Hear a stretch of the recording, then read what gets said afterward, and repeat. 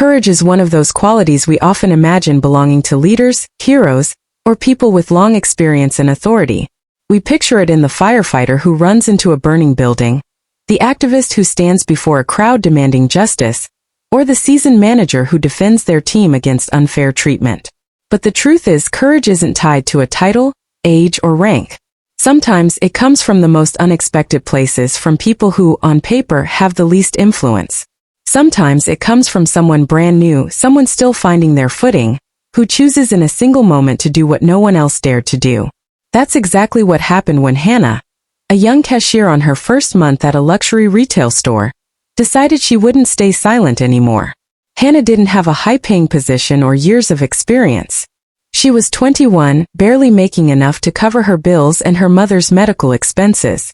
When she got the job, she promised herself she'd keep her head down, avoid trouble, and just do her work. She knew from day one that the company had a reputation for being ruled by Alexander Cole, a CEO so feared that employees would tense up the moment they heard his voice. His temper was notorious. He was the kind of man who could make a room go silent with a single glance. For years, people had adapted to his presence like one adapts to bad weather. You brace yourself, endure it, and hope it passes quickly. In an environment like that, most people simply survived.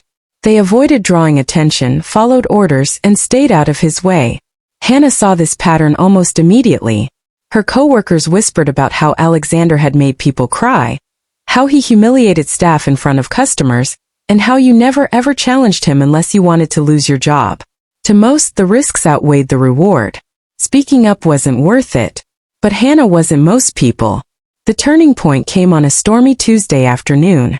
The store was quiet, the rain outside making the marble floors slick with damp footprints. A delivery driver came in, drenched from head to toe, his uniform clinging to him uncomfortably. He looked exhausted, apologetic, and just asked if he could use the restroom before unloading the heavy boxes in his truck. Hannah, without a second thought, smiled and told him it was fine. She even handed him a small towel from behind the counter so he could dry his hands. It was a simple, human thing to do, nothing extraordinary in her mind. Then Alexander walked in. He saw the driver immediately, his eyes narrowing with disapproval. "What is this?" he demanded, his voice echoing off the polished walls. "Who let that mess in here?" The driver's posture sank, his face flushing as Alexander's tone cut into him. "This is a luxury store, not a shelter," Alexander continued coldly.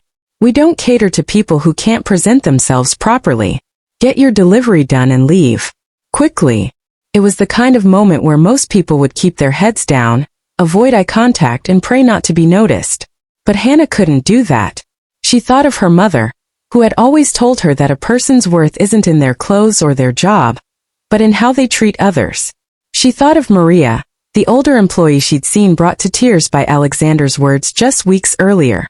She thought about how many people in this company had been forced to swallow their dignity in silence. Something inside her refused to let this pass. Her voice shook for half a second but steadied as she said, "With all due respect, Mr. Cole, you're wrong. He's working just like the rest of us. The rain doesn't care if you're a CEO or a driver. Everyone deserves to be treated with respect." The room went still. The air felt charged, like the pause before a thunderclap. Her coworkers stared at her in disbelief. No one talked to Alexander like that. The delivery driver froze mid-step, unsure whether to leave or stay. Alexander's gaze locked on Hannah, sharp and calculating. "What did you just say?" he asked, his voice low. But Hannah didn't waver. She repeated herself, making it clear she wasn't backing down. In that moment, it didn't matter that she was just a cashier new to the job, or that he was the millionaire CEO who signed her paycheck. What mattered was that she saw something wrong and chose to stand against it. That's what courage looks like. Stepping into the space everyone else avoids, even when your voice is the smallest in the room. Alexander didn't fire her. Instead, he turned abruptly and walked into his office without another word. That silence was louder than any of his usual shouting. And while Hannah didn't know it yet, she had planted a seed. The next day, Alexander called her into his office. She expected to be handed her final paycheck. Instead, he sat quietly for a moment before speaking. He told her his father had been a driver, A man who worked long hours in all kinds of weather to provide for his family. He admitted that somewhere along the way in his climb to success, he had forgotten what it was like to be on the other side of power. "You were right yesterday," he said. "I was out of line. I don't hear that often, probably because I make it too hard for people to say it. Don't lose that courage." It wasn't an instant transformation. Alexander was still demanding, still exacting. But something had shifted. Public humiliation stopped. He began speaking to employees in private if there was a problem. He even apologized to Maria one afternoon, something no one had seen before. The fear that had hung over the store like a dark cloud started to lift, replaced with a cautious kind of hope. Months later, the delivery driver returned to the store just to thank Hannah. He told her that her words had stayed with him for weeks, reminding him that kindness still existed in unexpected places. And maybe that was the real victory, not just that she had stood up to Alexander, but that her courage had rippled outward, touching people beyond that one rainy afternoon. Courage can come from anywhere. It doesn't wait until you've earned a title or built years of experience. It doesn't require wealth, status, or permission. Sometimes it shows up in the quiet strength of someone who decides, "Not today. This isn't right, and I'm going to say so." Hannah didn't change the world that day, but she changed her world, and the worlds of those around her. That's how real change often begins. One voice, one choice, one moment of courage.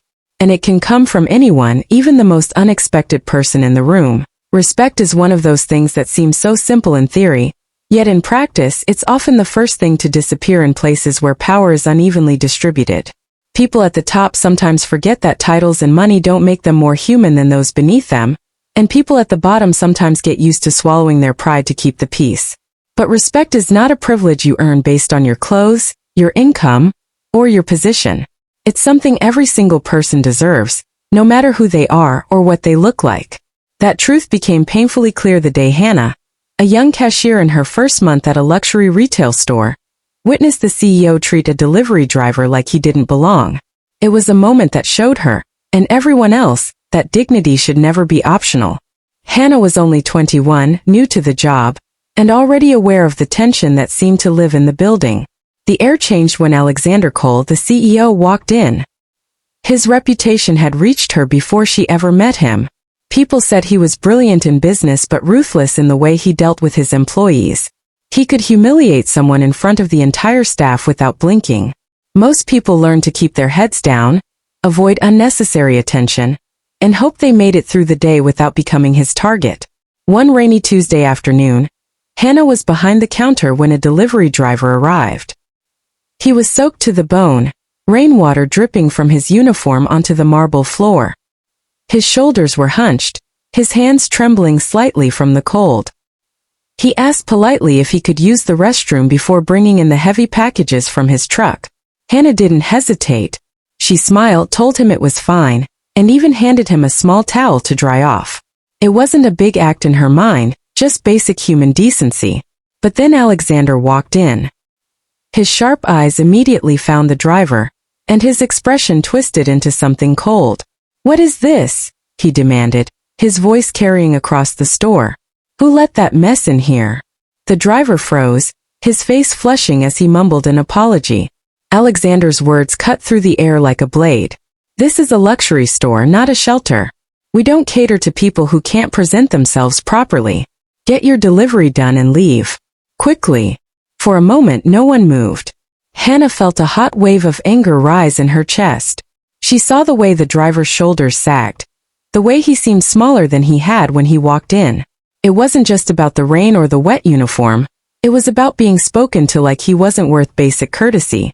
She thought of her own mother, who had worked tough, low-paying jobs for years, often coming home tired and disheveled but no less deserving of kindness. Hannah couldn't let this pass. "With all due respect, Mr. Cole," she said, her voice steady but firm, "you're wrong. He's working just like the rest of us. The rain doesn't care if you're a CEO or a driver. Everyone deserves to be treated with respect." The store went silent. Her coworkers' eyes widened in shock. No one, especially not a cashier, talked to Alexander that way. The driver looked at her, startled, a flicker of gratitude in his tired eyes.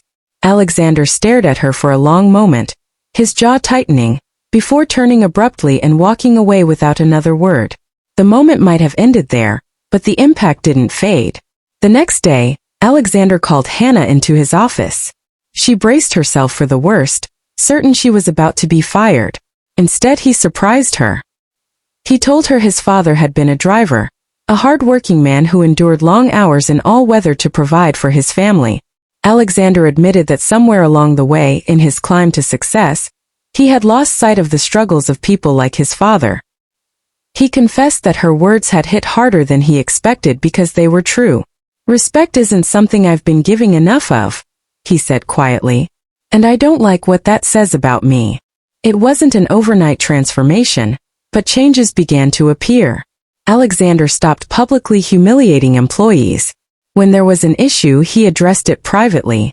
He made a point to greet staff, to ask about their work, and to actually listen to their responses. The atmosphere in the store shifted.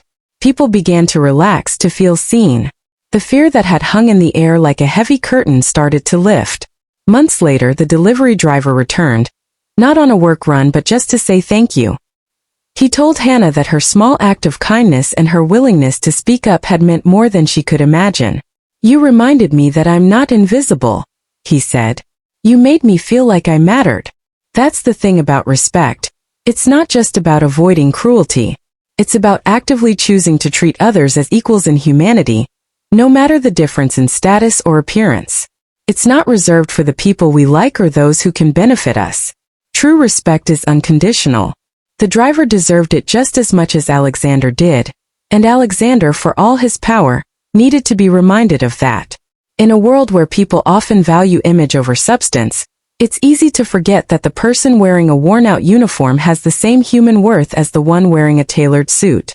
Rain doesn't discriminate, hardship doesn't discriminate, and neither should kindness. Respect is not something you earn by looking the part, it's something you give freely, simply because the other person is a human being. Hannah didn't just defend a delivery driver that day. She challenged a culture where respect was treated like a luxury. She showed that dignity should never be negotiable, that the way we treat people when they're at their most vulnerable says far more about us than the way we treat them when they're at their best. She proved that even in places built on status, image, and wealth, one voice can remind everyone of the most basic truth. Every single person deserves to be treated with humanity. And maybe that's the lesson worth carrying forward. Whether you're the CEO of a company or the newest hire, whether you're wearing designer clothes or a rain-soaked uniform, your value doesn't change. Respect costs nothing, but it can mean everything. The moment we start rationing it out based on appearances is the moment we lose something far greater than status. We lose our humanity. Change is often imagined as something that requires large movements, long campaigns, or the collective effort of many. We picture entire teams working tirelessly, policies being rewritten, and years of dedication before real transformation happens. But sometimes it starts much smaller than that. Sometimes it begins with a single voice, just one person deciding they can't stay silent anymore.